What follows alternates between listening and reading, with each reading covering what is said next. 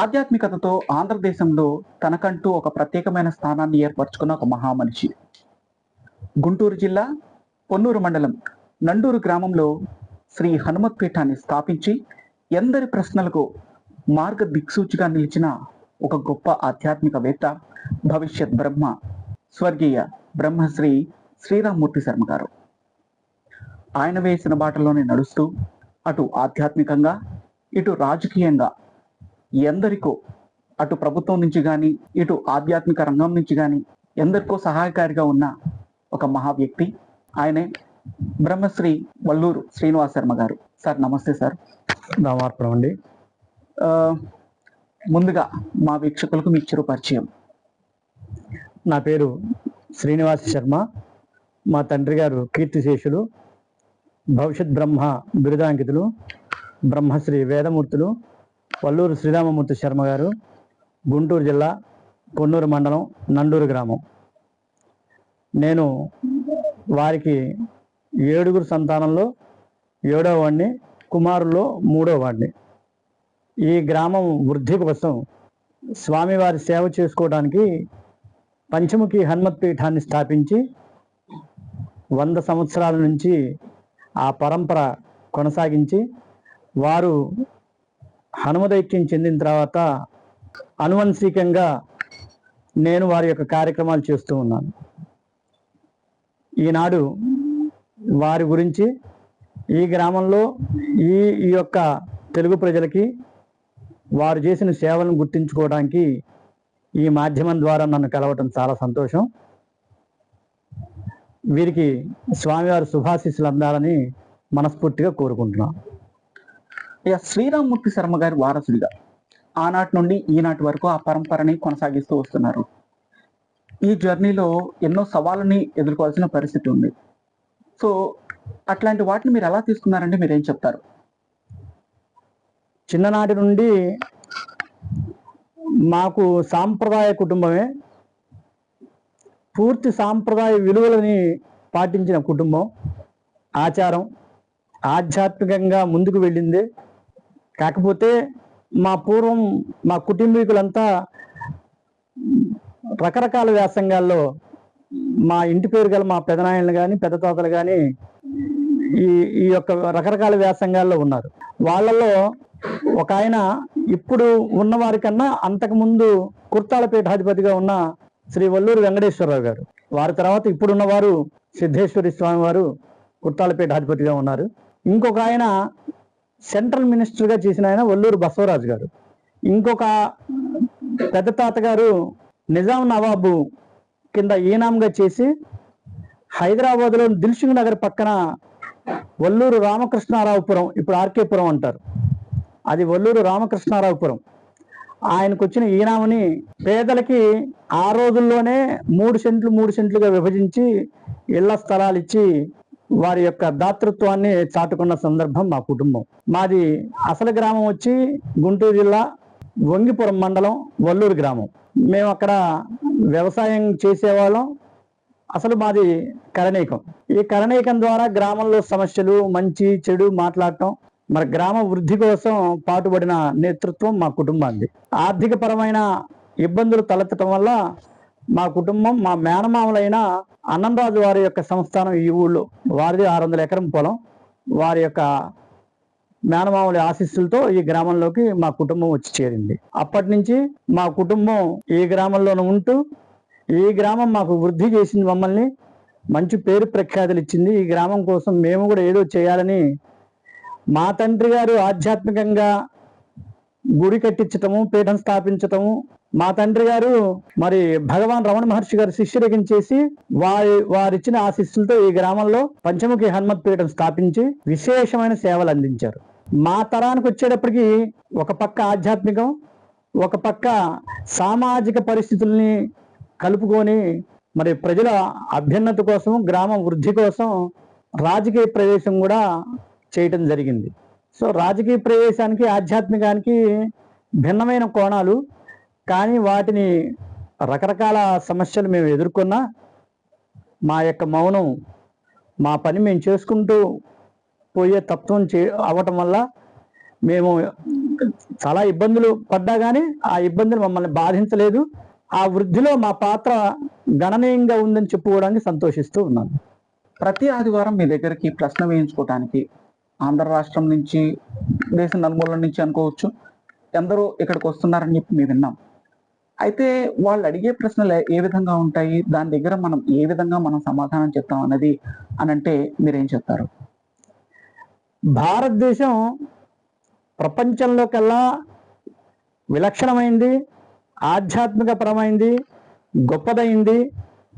రకరకాల భిన్నమైన జాతులు ఉన్న, భిన్నమైన మరి శాస్త్రీయ దృక్పథాలు ఉన్న దేశం మంది. అలాంటి దేశంలో రకరకాల సమస్యలతో ఉండే ప్రజల యొక్క సమస్యలు తీర్చడానికి శాస్త్రపరమైన, వేదపరమైన పరిష్కారాలు మన పూర్వీకులు కనుగొని వారు పొందుపరిచిన విధానం మా తండ్రి గారు కూడా ఆచరించడం జరిగింది. దానిలో భాగంగా మా తండ్రి గారు నాడీ శాస్త్రాన్ని, నాడిల్లో చాలా రకాలు ఉన్నాయి. చాలామంది భృగునాడి, చండీ నాడి, దత్తనాడి, శాయి నాడి ఇలాంటివి ఉంటాయి. వాటిల్లో కూడా ఒక విభిన్నమైంది, ప్రత్యేకమైంది సహదేవి నాడి. ఈ సహదేవి నాడి ఎక్కడి నుంచి వచ్చిందంటే భారత యుద్ధకాలం నుంచి వచ్చింది. భారత యుద్ధకాలంలో సహదేవుడికి కాలజ్ఞానం గొప్పతనం చాలా ఆయన గర్భంలో ఉన్న దగ్గర నుంచే ఉన్నది. అది మనకు చరిత్ర అంతా తెలుసు.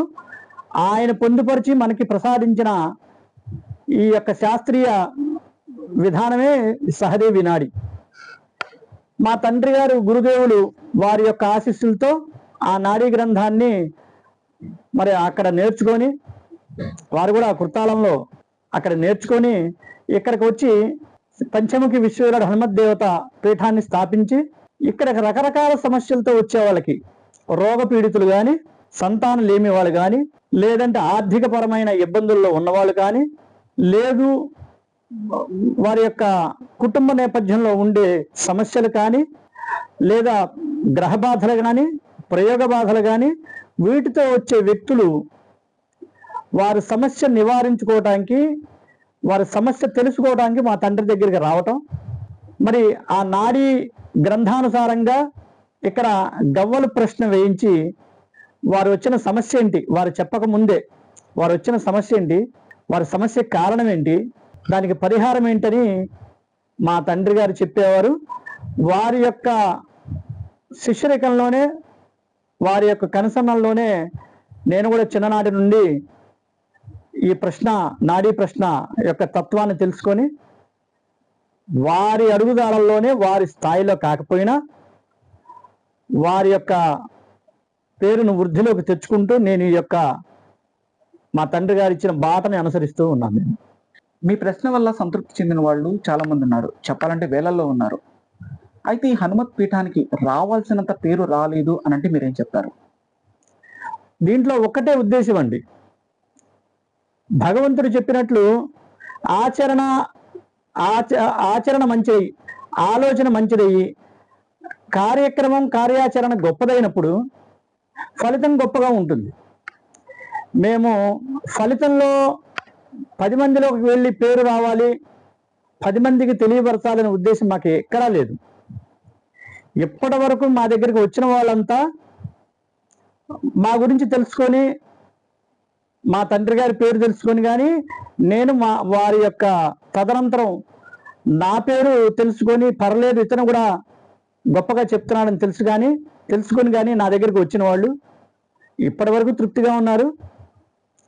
చాలా గొప్పగా చెప్పగలం ఏంటంటే మా దగ్గరకు వచ్చిన వాళ్ళు ఎక్కడా అసంతృప్తి పొందింది లేదు.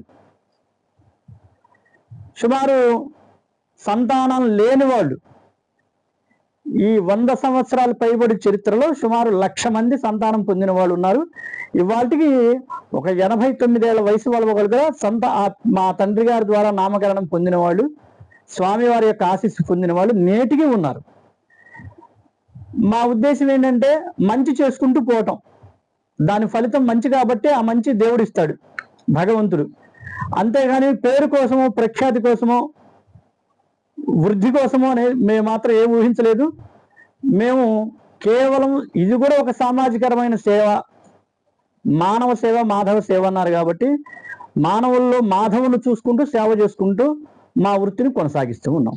ఇందాక మీరు చెప్పారు మేము వల్లూరు నుంచి ఇక్కడికి వలస వచ్చాము అని.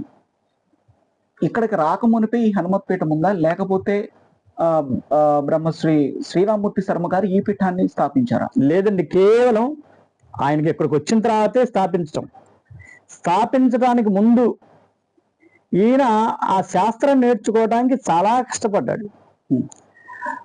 మా చిన్నతనంలో వారు చెప్తూ ఉండేవారు, ఈ రోజున రమణ మహర్షి గారు చరిత్ర విన్న రోజున, ఆ రోజున మా చిన్నతనం ఆయన చెప్పి మేము దాన్ని అవగాహన చేసుకోలేని రోజుల్లో విన్నది, ఈ రెండు చూస్తే మేము చాలా ఆశ్చర్యపోయాం. నేను వారికి కొడుకునేందుకు నేను చాలా గర్విస్తూ ఉన్నా. వారు ఏం చెప్పేవారంటే, చిన్నతనంలో వారికి అప్పటికి రాచపుండు అంటే ఇప్పుడు క్యాన్సర్ వ్యాధి అని చెప్పేవాళ్ళు. ఆ వ్యాధి ఉన్న సమయంలో మా తండ్రి గారు వారికి సఫర్ ఏంటంటే, ఒక 3 కిలోమీటర్లు కొండ దిగి వారు అక్కడ వైద్యులు ఇచ్చిన ఈ వైద్యం ఇది తీసుకొని ఔషధం తీసుకొని మళ్ళా 3 కిలోమీటర్ల కొండ ఎక్కి వీరికి వైద్యానికి ఔషధాన్ని అందించటం. మరి మా తండ్రి గారు సగర్వంగా చెప్పుకునేవారు, వారిచ్చే రోజు పటిక బెల్లం ప్రసాదం కోసం ఔషధం ఇవ్వంగానే చేతులు కట్టుకొని ఉంచునేవారట. వారికి ఏదో వచ్చినప్పుడు ఆ పటిక బెల్లం ఇచ్చి ప్రసాదం ఇచ్చేవారట. దాన్ని మా తండ్రి గారు చాలా సంతోషం, ఆనందం నిండిన కళ్ళతో చెప్తూ ఉండేవారు. ఈ రోజున మేము వారి చరిత్ర, భగవాన్ రమణ మహర్షి గారి చరిత్ర చదివినప్పుడు ఈ రెండింటిని పోల్చుకుంటే మా తండ్రి గారు ఎంత ధన్యులో, నేను వారి కుమారుడిగా పుట్టినందుకు నేను కూడా ధన్యుడని భావిస్తూ ఉన్నాను. వారి కార్యక్రమాన్ని కనీసం నా శక్తి స్థాయిలోనే చేస్తూ ఉన్నానని చెప్పగలను, వారి స్థాయిలో కాకపోయినా. ఈ గ్రామంలో ప్రజలు ఏ మంచికైనా ఏ చెడుకైనా మీ దగ్గరికే వస్తారు. అలా ఉన్న పరిస్థితుల్లో రాజకీయ అరంగేట్రానికి గల కారణాలు ఏంటి? ముఖ్యంగా పేదరికం యొక్క ఇబ్బంది మాకు కూడా తెలుసు. ఈ గ్రామంలో నా కనులారా పేదరికం అనుభవించడం ఈ గ్రామ ప్రజలు నాకు తెలుసు. కూలి పనులు చేసుకునే వాళ్ళే మాత్రమే ఈ గ్రామంలో ఉండేవాళ్ళు. రైతు కుటుంబాలు ఉండేవి కాదు. అలాంటి పరిస్థితుల్లో గ్రామం వృద్ధి కావట్లేదు అని అనుకున్న గ్రామ ప్రజలంతా మేము ఇటు హోణ విద్య అంటే ఆంగ్ల విద్య చదువుకొని ఉన్నాము, మరియు తండ్రి గారి యొక్క ఆశీస్సులతో, స్వామివారి యొక్క దయతో, కృపతో మేము ఇక్కడ ఈ మంత్రశాస్త్రం దానికి సంబంధించిన విద్యలన్నీ, మరి నాకు స్మార్త గురువులైన మా తండ్రి గారి దగ్గర వారు మా పీఠంలో పనిచేస్తూ ఉండేవాళ్ళు, ఉపద్రష్ట సత్యనారాయణ గారు అని, వారి దగ్గర నేను స్మార్తం కూడా నేను చెప్పుకున్నాను.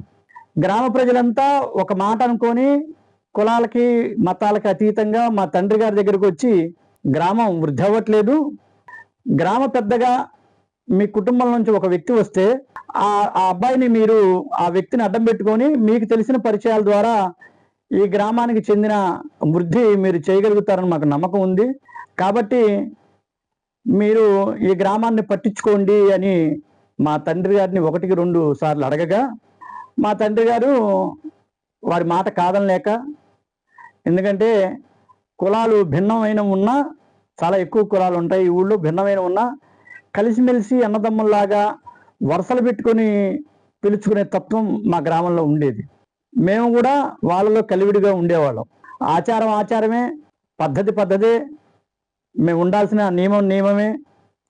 కానీ సగటు వ్యక్తిని ఎలా గౌరవించాలి, ఎలా ప్రేమించాలనే పల్లెటూరు తత్వం నేర్పుతుంది. మేము ఆ పల్లెటూరులో ఉన్నాం కాబట్టి ఆ ప్రేమని ఇచ్చిపుచ్చుకునేవాళ్ళం. మా తండ్రి గారి గ్రామస్తుల మాట కాదనలేక మమ్మల్ని ఈ గ్రామానికి నాయకత్వం వహించమని ఆదేశించాడు. దాన్ని దృష్టిలో పెట్టుకొని ఈ గ్రామంలో గ్రామ పంచాయతీ సర్పంచ్గా ఎలక్షన్ జరిపితే మేము గెలుపొంది ఈ గ్రామం అభివృద్ధికి బాట వేయడానికి ప్రయత్నం చేశాం. కాకపోతే రాజకీయానికి ఆధ్యాత్మికానికి భిన్నమైన ధ్రువాలు. మనస్ఫూర్తిగా చెప్పాలంటే రాజకీయాల్లో మేము ఇమడలేని పరిస్థితి. దీంట్లో ఆ పేరే రాజకీయం అంటేనే కుట్ర, కుతంత్రం అన్నీ ఉంటాయి. ఒక పార్టీకి అనుకూలంగా పనిచేయటం రాజకీయంలో దురదృష్టం, కానీ తప్పనిసరి పరిస్థితి. ఆ రోజు కూడా గ్రామ పెద్దలంతా మమ్మల్ని తీసుకెళ్ళి ఆ రోజు ఉన్న స్థానిక శాసనసభ్యుల వారి దగ్గర తీసుకువెళ్ళి, కాకపోతే ఈ గ్రామంలో వారికి వ్యతిరేకంగానే గెలిచినట్లే చెప్పుకోవాలి. అంటే మేము ముందుగా వెళ్ళి చెప్పినా కాదు, నాకు వ్యక్తి ఉన్నారు, వారు నిలబడతారు, వారు గెలిస్తే వారు అని చెప్పగా మేము గెలిచిన తర్వాత అయినా వెళ్ళి మా గ్రామానికి నిధులు ఇచ్చి మా గ్రామాన్ని వృద్ధిలోకి తెండి అని కోరితే వారు తిరస్కరించిన మేరట మేము తప్పనిసరి పరిస్థితిలో ఒక రాజకీయ వ్యవస్థ ఉన్న పార్టీని ఆశ్రయించి ఈ రోజు వరకు కొనసాగుతున్నా. కానీ మా పరిధుల మేరే మేము రాజకీయాల్లో ఉంటాం. మా పరిధుల మేరే మేము బయటకు వచ్చి ఏం మాట్లాడినా ఏం చేసినా, కానీ మా దృష్టి అంతా దైవత్వం, మా దృష్టి అంతా ఆధ్యాత్మికం, మా దృష్టి దేవుడు యొక్క తత్వాన్ని ప్రజలకు బోధించడం. మా దగ్గరికి వచ్చిన వ్యక్తులకి మా యొక్క ప్రశ్న ద్వారా కానీ, మాకు తెలిసిన విద్య ద్వారా కానీ, శాస్త్రం ద్వారా కానీ కేవలం మంచి చేసే ప్రయత్నమే చేశాము ఇప్పటి వరకు. అంటే ఊరిని బాగు చేసే ఒక ప్రక్రియలో సో తాతగారు ప్రోద్బలం వల్ల మీరు రాజకీయాల్లోకి రావడం జరిగిందని చెప్పారు. సో వచ్చిన తర్వాత నుంచి ఊరి వృద్ధి ఏ విధంగా జరిగిందని మీరు విశ్లేషించుకుంటే ఏం చెప్తారు? ఖచ్చితంగా చెప్పగలనండి. వృద్ధి అనేది ఈ గ్రామంలో నేను రాకముందు ఒక్క సిమెంట్ రోడ్డు లేదు. కరెంటు నిలకడైన కరెంటు ఉండేది కాదు. 5 అడుగులు నీళ్లు గుంట పెట్టుకొని అక్కడికి వాటర్ వస్తే ఆ నీళ్లు అక్కడి నుంచి బిందెలతో తీసుకునేది, అంటే గ్రామంకి సంబంధించిన పైపుల ద్వారా. అంటే ఒక్క నిమిషం సార్, ఇక్కడ ఈ సమస్యలన్నీ అప్పుడున్న ప్రభుత్వానికి తెలియదంటారా? తెలిసినా పట్టించుకుందా అనేది నేను దాని జోలికి పోనండి. నేను దీనికే ముందుకే వెళ్ళే ప్రయత్నం చేస్తాను. ఓకే, నిజంగా చెప్పాలంటే మరి ఉన్నదే నేను చెప్పానంటే వాళ్ళు పట్టించుకోకపోబట్టే. నేను రాజకీయ విమర్శ జోలికైతే పోవట్లేదు. ఒకే ఓవర్ హెడ్ ట్యాంక్ ఉండేది. తెల్లవారుజామున 1 గంటకి 2ంటికి నీళ్లు 4 అడుగులు గోతులోకి బిందె పట్టుకొని కొద్దిగా పడితే నీళ్లు పట్టుకునేవాళ్ళం. అలాంటి పరిస్థితి. వీధి దీపాలు మిణుకు అంటూ ఉండేది. ఒక్క సిమెంట్ రోడ్డు కూడా లేదు. హై స్కూల్ కానీ ఎలిమెంటరీ స్కూల్ కానీ నాణ్యమైన భవనాలు లేవు. ఈ ఊళ్ళో అన్ని తాటాకు పూరిళ్ళు నా కళ్ళారా చూశాను నేను. అలాంటి సందర్భంలో నేను గెలిచిన తర్వాత మా తండ్రి గారు ఇచ్చిన ధనంతో, సొంత నిధులతో సిమెంట్ రోడ్డు వేయటం మొదలుపెట్టాను. ఆ తర్వాత అప్పుడు ముఖ్యమంత్రిగా ఉన్న చంద్రబాబు నాయుడు గారి యొక్క సూచనతో, అంటే వారు మరి రాష్ట్రానికి ఇచ్చిన సూచన, నిధులు 33% కడితే వారి నుంచి 67% వచ్చే నిధులకి నేను కూడా సుమారుగా 15 లక్షల రూపాయలు మా సొంత నిధులు వెచ్చించి గవర్నమెంట్కి 33% కింద కట్టి ఈ ఊర్లో సిమెంట్ రోడ్లు వేయగలిగాను. సుమారు నాకున్న పరిచయం, మా తండ్రి గారికి ఉన్న పరిచయం ద్వారా 60,000 లీటర్ల వాటర్ ట్యాంకుని నిర్మించగలిగాను. నేను హై స్కూల్ బిల్డింగ్లు తేగలిగాను. ఇక్కడ సింగిల్ ఫేజ్ ట్రాన్స్ఫార్మర్స్ 10 ఏళ్ల బట్టి బురదలో పడి ఉంటే కాంట్రాక్టర్ నష్టం వచ్చిందని అతను వెళ్ళిపోతే ఆ కాంట్రాక్టర్ని పిలిచి మా సొంత ధనం అతనికి ఇచ్చి నష్టపోకుండా ఆ యొక్క సింగిల్ ఫేజ్ ట్రాన్స్ఫార్మర్స్ లిఫ్ట్ చేసి కరెంటు ఇబ్బంది లేకుండా చేశాను నేను. రాజశేఖర రెడ్డి గారి గవర్నమెంట్ వచ్చిన తర్వాత సుమారుగా 350 పక్కా గృహాలు ఈ గ్రామంలో నిర్మించానని సగర్వంగా చెప్పుకోగలను. అప్పుడున్న పరిస్థితుల్లో రాజకీయంగా మీకు ఓతం ఇచ్చిన పార్టీ కాంగ్రెస్ పార్టీ అని అనుకోవచ్చు. కాంగ్రెస్. సో ఈ జర్నీలో కొన్ని తగాదాలని, కొన్ని కేసులని ఎదుర్కోవాల్సిన పరిస్థితి ఉంటుంది. అట్లాంటి సిచ్యువేషన్స్ ఏమన్నా మీరు ఫేస్ చేశారా? ఖచ్చితంగా ఉన్నాయి. దురదృష్టం అంటే నేను అలాంటివి ఎదుర్కొంటానని అనుకోలేదు. అప్పటిదాకా గ్రామం మొత్తం చాలా అప్యాయంగా పలకరించే గ్రామం రాజకీయంగా భిన్నమైంది. కానీ ఒకటే సంకల్పం, ఏదో ఒక రోజు మన మంచితనం ఖచ్చితంగా గుర్తిస్తారు అనే ఉద్దేశంతో కొంతమందికి నచ్చకపోయినా నా పని నేను చేసుకుంటూ వెళ్ళాను. అలాంటి పరిస్థితుల్లో స్థానిక శాసనసభ్యుల వారికి ఎదురీది ఉన్నాననే ఉద్దేశంతో దురదృష్టమైన ఘటనలు నా మీద మర్డర్ కేసులు పెట్టారు, రేప్ కేసులు పెట్టారు. సో అవన్నీ పరిష్కరించుకోగలిగాను నేను. దేవుడున్నాడు, నిజం మరి నలుగురికి తెలుసు, నా చరిత్ర తెలుసు. అయినా సరే ఎక్కడ మొక్కవకుండా, అధైర్యపడకుండా, నాకు ఈ ఊళ్ళో గ్రామస్తులు ఇవ్వనివ్వండి, బయట మరి కాంగ్రెస్ పార్టీ నాయకులు ఇవ్వనివ్వండి, మా కుటుంబ సభ్యులు ఇచ్చిన అండదండలతో నేను వాటినన్నీ పరిష్కరించుకొని, మనసుకి గాయం తగిలినా కానీ రాజకీయాల్లో సహజము, పూర్వీకులైన మా పెద్దలు కూడా రాజకీయాల్లో ఉంటే ఇది తప్పదురా, నువ్వు చేస్తున్న మంచిదే కాబట్టి వెనక్కి తిరిగి ఆలోచించుకోవాకని చెప్తే ఆ ధైర్యం కొద్దీ నేను ముందుకు వెళ్తూ ఉన్నాను ఈ రోజు కూడా. రాజశేఖర రెడ్డి గారి తర్వాత, రాజశేఖర రెడ్డి గారికి ముందు రాజకీయాలు ఎట్లా ఉన్నాయి అని అంటే మీరేం చెప్తారు? రాజశేఖర రెడ్డి గారికి ముందు, రాజశేఖర రెడ్డి గారి వరకు రాజకీయాల్లో విలువలు, నైతికత, సభ నడుస్తున్నదంటే సభలో హుందాతనం, మరి ఉత్తర ప్రత్యుత్తరాల్లో జరిగే వాగ్వివాదాల విలువ, ఇవన్నీ నా కళ్ళారా చూశా. ఇవాళ కొన్ని పరిస్థితుల్లో నేను ఇప్పటికీ ఉన్న పార్టీలో కూడా అసంతృప్తి, వాళ్ళ భాష, వాళ్ళ పద్ధతి, లేదా అవతల పార్టీలో కూడా వాళ్ళ భాష, వాళ్ళ పద్ధతి, మరి తరాలు మారినాయి. ఖచ్చితంగా రాజశేఖర రెడ్డి గారి వరకు ఉన్న రాజకీయం, రాజశేఖర రెడ్డి గారి తర్వాత రాజకీయంలో చాలా భిన్నమైన మార్పులు వచ్చినాయి. నిజంగా చెప్పాలంటే నాబోటి వాడు వాటిల్లో ఎమ్మెల్యేడు. నేను నా దగ్గరకు వచ్చిన వాళ్ళకి మంచి చేయటమే ఉద్దేశం పెట్టుకుని ఇప్పటి వరకు అలాగే ఉన్నా. అంటే శ్రీనివాస్ శర్మ వల్ల అవుతుంది, శర్మ గారి వల్ల అవుతుంది, ఆయనే చేస్తాడు, నా గుమ్మం తొక్కిన వాడికి కాదన్ను. అట్లా నేను ఎవరి దగ్గరికి ఏమీ వెళ్ళను. రాజకీయాలతో సంబంధం ఉన్నా కానీ ప్రత్యక్ష రాజకీయాలు నేను ఇష్టపడను. నా దగ్గరకు వచ్చి నీ వల్ల అవుతుంది అని ఆశ్రయించిన వాడికి భరోసా ఇచ్చి ముందుకు తీసుకువెళ్ళాను ఇప్పటి వరకు. అంతే తప్పితే ప్రత్యక్ష రాజకీయాల్లో నా వృత్తిపరమైన అంశాల్లో నాకుండే ఇబ్బందుల వల్ల నేను ప్రత్యక్ష రాజకీయాల నుంచి ఎప్పుడో బయటకు వచ్చి పరోక్షంగా వెనక ఉండి నాకు నచ్చిన వాడికి చేసుకో జాగ్రత్త అని చెప్పి చేశాను తప్పితే ఇవాళ కూడా నేను ప్రత్యక్ష రాజకీయాల్లో లేను. రాజశేఖర రెడ్డి గారి తర్వాత కాంగ్రెస్ పార్టీ ఆంధ్ర రాష్ట్రంలో చెప్పాలంటే సతికిల పడ్డది అనడానికి చాలా కొద్దిగా నేను బాధపడుతున్నాను. తర్వాత మీ రాజకీయ భవిష్యత్తు గురించి ఆలోచించుకుంటే మీరు ఏం చెప్తారు? నాకు రాజకీయంగా భవిష్యత్తు నాకేం ఊహలు లేవు, ఆశలు లేవండి. కాకపోతే ఆశ్రయించిన పార్టీలోంచి వ్యక్తి ఒక్కసారి స్థానిక శాసనసభ్యుడు అయ్యుంటే మేము ఈ గ్రామానికి ఇంకా మంచి చేయొచ్చు అనే ఉద్దేశం మాకు బలంగా ఒక కోరిక, ఆశ. అది 2019లో తీర్చుకున్నాం. సాధ్యమైనంత వరకు మేము ఈ గ్రామానికి వృద్ధి కోసం నిధులు తెచ్చాము. మరి నేను అనుకున్న వ్యక్తి శాసనసభ్యులైనందువల్ల వారి ద్వారా ఈ గ్రామంలో పార్టీకి సంబంధం లేకుండా నా ఇంటికి వచ్చిన అడిగిన వాళ్ళందరికీ చేశాను. నేను అడిగితే ఆయన చేయలేదు, పార్టీ భేదం ఉండేని మాట ఇంతవరకు నేను ఎప్పుడు అనిపించుకోలేదు. అంటే 2019 అని అంటున్నారు, వైఎస్ఆర్సీపీ శాసనసభ్యులైనా? అవునండి, వైఎస్ఆర్సీపీ శాసనసభ్యులు. అయితే ఇక్కడ నాకు చిన్న ప్రశ్న అండి.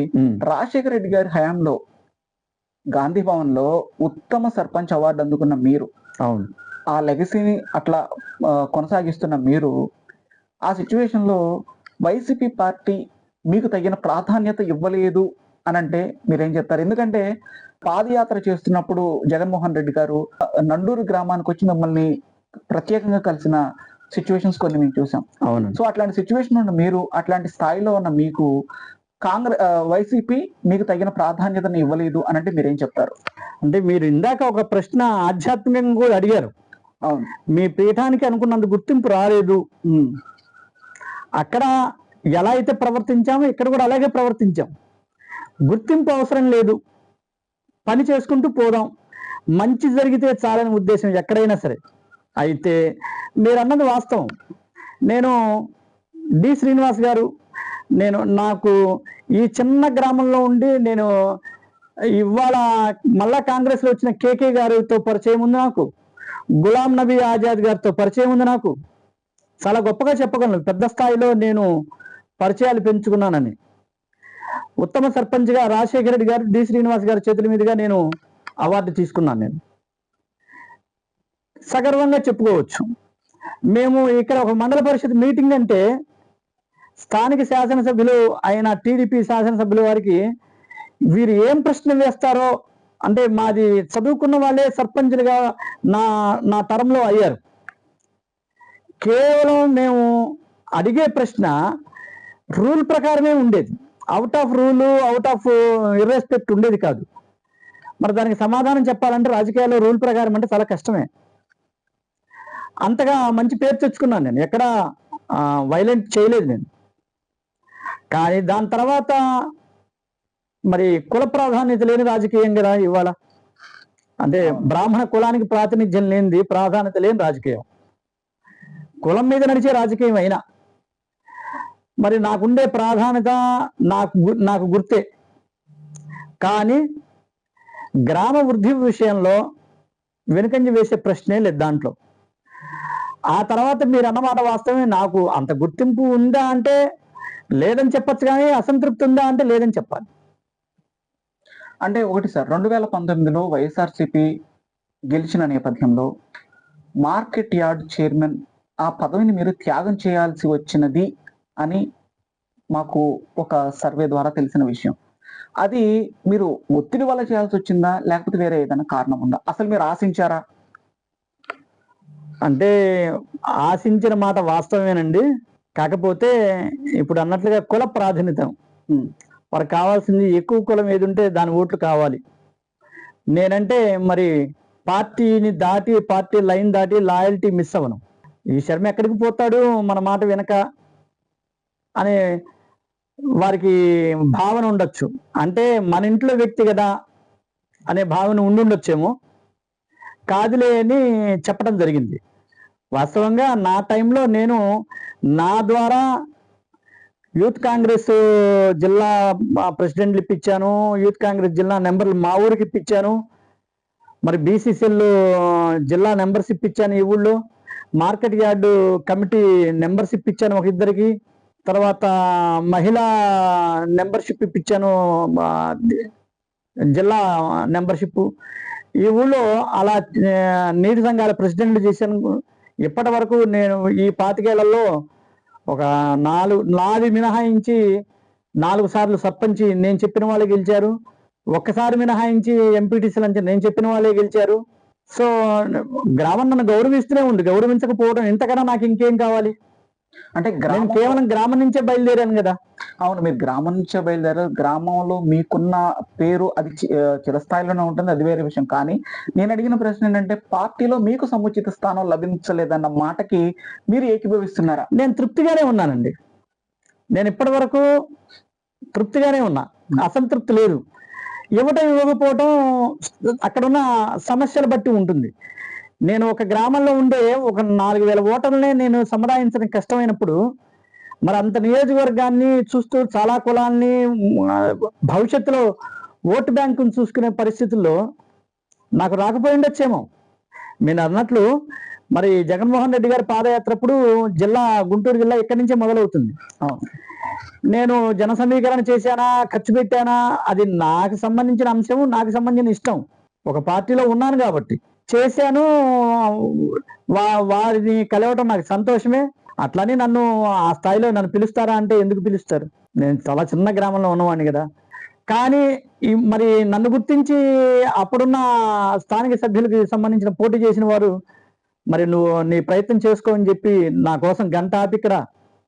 అంతకుముందు కూడా మరి కాంగ్రెస్ పార్టీలో ఉన్న జగన్మోహన్ రెడ్డి గారు పార్టీ పెట్టక ముందు ప్రతి గ్రామంలో వెళ్ళి విగ్రహాల ఆవిష్కరణ చేస్తూ ఉన్నారు. అవును, నేను పార్టీ లైన్ ఎందుకని మాట్లాడానంటే అప్పటికి నేను కాంగ్రెస్ పార్టీలోనే ఉన్నా.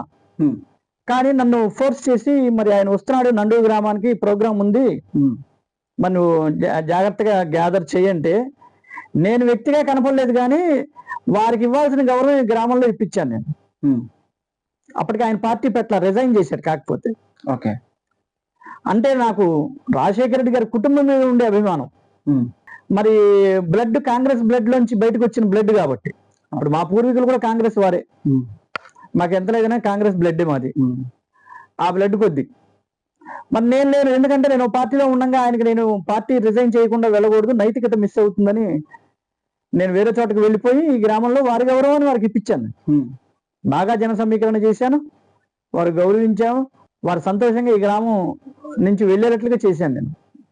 కాబట్టి నేను అనేది ఏంటంటే పదవి వచ్చిందా లేదా నాకు అనవసరం, నేనేం ఇప్పటికి కూడా ఆశపడతలా.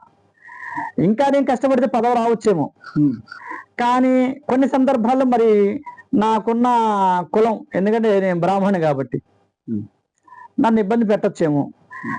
కానీ చాలా సందర్భాల్లో నా కులం నన్ను వృద్ధిలోకి తెచ్చింది, మంచి పేరు ప్రఖ్యాతులు ఇచ్చింది. కాబట్టి నేను రుణపడే ఉంటాను నా కులం యొక్క పేరుకి. రాజకీయంగా తటస్థంగా ఉన్న మీరు రీసెంట్ గా ఒక పెద్ద ఆయన మీ దగ్గరకు వచ్చి, అంటే కొంతమంది తటస్థంగా ఉన్న మీ పరిస్థితిని చూసి ఈ పార్టీలో కాదు ఈ పార్టీలోకి రా అని అడిగే ప్రక్రియలో, ఆ సిచ్యువేషన్ లో నేను ఈ పార్టీలోనే ఉంటాను, నా అంటే ఒక పెద్ద మాట అన్నారు, ఆ జెండా కప్పుకొని నన్ను తీసుకెళ్ళాలి అన్నారు. ఎందుకు మీకు వైసీపీ అన్న, రాజశేఖర రెడ్డి గారు ఆ పరంపర అన్న మీకు ఎందుకు అంత మక్కువ ఏర్పడింది అని అంటే మీరేం చెప్తారు? అంటే ఇక్కడ ఒకటి చెప్పాలండి, గ్రామం కన్నతల్లితో సమానం. ప్రతి ఒక్క కొంత వయసుకు వచ్చిన పెద్దవాడు ఈ గ్రామంలోనే చచ్చిపోవాలని కోరుకుంటాడు, ఈ మట్టిలోనే కలిసిపోవాలని కోరుకుంటాడు. వాడికి సంతోషం, ఎందుకంటే అందరికి వచ్చే మరణమే. గ్రామం కన్నతల్లతో సమానం కాబట్టి ఆ కన్నతల్లి ఒడిలోనే ఉండిపోవాలని కోరుకుంటాడు. అలాగే పార్టీ కన్నతల్లితో సమానం భావించేవాడిని నేను కూడా. మాటికి పార్టీలు మార్చి, జెండాలు మార్చి, వ్యక్తి విలువను ప్రతిష్టని భగ్నం చేసుకొని నాకు అది ఇష్టం లేదు. అందుకని నేనేమంటానంటే నా వలనైనంత నేను చేసుకుంటూ పోతా. నాకు ఇవాళ కూడా గ్రామంలో కానీ బయట కానీ ఇతర పార్టీలో చాలా మంచి మిత్రులు ఉన్నారు. మరి నా పార్టీ అధికారంలో లేనప్పుడు మరి నేను సౌఖ్యంగా లేనా అంటే ఉన్నాను నేను. అందరూ చెడ్డవాళ్ళు లేరుగా, దీంట్లో అందరూ మంచి వాళ్ళు లేనట్లే, దాంట్లో కూడా మంచి వాళ్ళు ఉన్నారు. వాళ్ళ వల్ల కూడా ఈ గ్రామంలో మంచి జరిగింది. ఈ గ్రామంలో ఉండే ఇతర పార్టీ నాయకులు కూడా నాతో చాలా బాగా ఉంటారు. అలాంటప్పుడు నేను పార్టీలో మారి నేనేం చేయగలుగుతాను? ఒక పార్టీలో ఉన్నాననుకోండి, ఆ అమ్మతనం వేరుగా ఉంటుందిగా. అందుకని ఆ పార్టీ కన్నతల్లి అంటే ఒకటే ఉంటుంది కదా, ఇద్దరు ముగ్గురు ఉండరు కదా. సో ఇదొక్కటే మీ ప్రశ్నగా నా సమాధానం. ఒక జనరల్ క్వశ్చన్ సార్, 2024 ఎలక్షన్లో పొన్నూరు నియోజకవర్గంలో వైసీపీ ఓడిపోవటానికి గల కారణం ఏది అంటే మీరేం చెప్తారు? అంటే క్యాడర్ సరిగ్గా లేకపోవటమా, లేకపోతే కొత్త అభ్యర్థిని ప్రవేశపెట్టడమా? ఈ కొత్త అభ్యర్థిని ప్రకటించడం ఈ పొన్నూరు నియోజకవర్గానికి ఎప్పటి నుంచో ఆనవాయితీనండి. అది మా దురదృష్టం. అట్లా అభ్యర్థులు మారటం రావటం అనేది. సరే, కొత్త అభ్యర్థి వచ్చాడు, ఏ అభ్యర్థి అధిష్టానం పంపిస్తే ఆ అభ్యర్థి మాకు తండ్రి లాంటి వాడు. క్యాండిడేచర్ అనేది మాకు ముఖ్యం కాదు, క్యాండిడేట్ని పంపించిన అధిష్టానమే మాకు ముఖ్యం. వెళ్ళిపోయిన వ్యక్తి మీద మాకు కోపం లేదు, ఈయన మీద ప్రేమ లేదు. మా ధర్మం మేము చేసుకుంటూ పోవటమే. కానీ రాజకీయ పరిస్థితుల్లో వెళ్ళిపోయిన వ్యక్తి మీద ఈ నియోజకవర్గంలో చాలా అసంతృప్తి ఉంది, వర్గాలు చాలా ఉన్నాయి. నేను అట్లానే ఆయనకి అసంతృప్తి వ్యక్తిగా లేను. నేను అసంతృప్తి అయిన వ్యక్తులతో కూడా నేను చాలా బాగున్నాను. కానీ వాళ్ళని దగ్గర చేసుకోవడంలో కానీ, ఎక్కడ అసంతృప్తి ఉంది దాన్ని ఆయన వెనకాల ఇంకొక గ్రూపు ఉండి ఆ గ్రూపు దాన్ని పరిష్కరించుకుంటూ వెళ్ళటంలో కానీ, మరి అసలు ఎక్కడ ఏదవుతున్నదని తెలుసుకోవడంలో కానీ ఆ క్యాండిడేచర్ విఫలమయ్యాడని ఖచ్చితంగా చెప్పచ్చు. క్యాండిడేచర్ మీద నాకు కోపం లేదు, ప్రేమ లేదు. 2024లో వైఎస్ఆర్సీపీకి వచ్చిన ఫలితాల్లో ప్రతిపక్ష హోదా కూడా రాని పరిస్థితి. భవిష్యత్ కార్యాచరణ ఎట్లా ఉండబోతుంది పార్టీకి సంబంధించి? ఎప్పుడైనా సరేనండి, 2019 గెలిచిన తర్వాత ఎప్పుడైతే వాలంటీర్ వ్యవస్థ ఏర్పడిందో, జగన్మోహన్ రెడ్డి గారి మానస పుత్రిక వాలంటీర్ వ్యవస్థ అంటే ఆలోచన మంచిదే, కానీ ఆచరణలో కొన్ని తప్పులు ఉన్నాయి. ప్రాక్టికాలిటీ, గ్రౌండ్ రియాలిటీ, దానివల్ల జరిగిన డ్యామేజ్ ఏంటంటే దిగువ స్థాయి క్యాండిడేచర్ అంటే దిగువ స్థాయి కార్యకర్త నాయకుడికి, ఎమ్మెల్యేకి సీఎంకి మధ్య ర్యాప్ పోయింది. అసలు డైరెక్ట్ గా ఒక విధంగా చెప్పాలంటే రాజకీయ నాయకుడు గ్రామంలో ఉనికి ఉండాలంటే అర్థం ఏంటి? ఈయన వల్ల అవుతుంది అనుకుంటే నా దగ్గరకు వచ్చేది, వాడు డైరెక్ట్ గా వాలంటీర్ ఇంటికి వెళ్ళిపోతున్నాడు. దానివల్ల నా దగ్గరికి ఎందుకు వస్తాడు? సో ఆ వాలంటీర్ అనేవాడు మరి అన్ని ఓట్లు మొబైలైజ్ చేయగలుగుతాడా, పోలింగ్ చేయించగలుగుతాడా, పోల్ మేనేజ్మెంట్ చేయగలుగుతాడా అంటే చేయించలేడు. వాడు అక్కడే వచ్చింది లోపం అంతా. సో దీంట్లో పాటు కొన్ని బెనిఫిట్స్, ఈ ప్రాంత వాసులకి ఈ రాజధాని యొక్క అసంతృప్తి,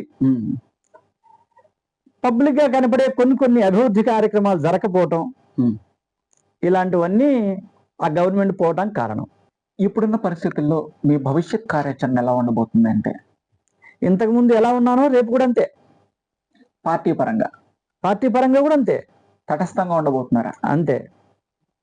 I'm loyal of YSRCP party, just loyal of. I'm not a candidature. నేను క్యాండిడేచర్ని కాదు, గ్రామ పెద్దని. నాకు నచ్చిన వ్యక్తి లేదా నన్ను ఆశ్రయించిన వ్యక్తి, వీడు మంచివాడు నేను భావించిన వ్యక్తి ఉంటే గ్రామ వృద్ధి కోసం నేను ఒక చేయూత చేస్తా. అంతేకాని నేను ప్రత్యక్ష రాజకీయాల్లో అయితే ఉండను. నాకు నా తండ్రి ఇచ్చిన ఆ వృత్తిపరమైందే నాకు ఇష్టం, నేను దాంట్లోనే కొనసాగడం నా అదృష్టం కూడా. అది నాకు రాజకీయాలు నాకు పెద్ద సంబంధం లేదు. ఆ రోజు ప్రత్యక్షంగా గెలిచాను కాబట్టి రాజకీయాల్లో ఉన్నా, అంతే. చాలా ధన్యవాదాలు సార్, మాకు అవకాశాన్ని ఇచ్చినందుకు. సంతోషం. ఇదండి ఈ వారం బ్రహ్మశ్రీ వల్లూరి శ్రీనివాస్ శర్మ గారితో మన ఈ కార్యక్రమం. వచ్చే వారం మరొక అతిథితో మళ్ళీ కలుసుకుందాం. అందాక సెలవు.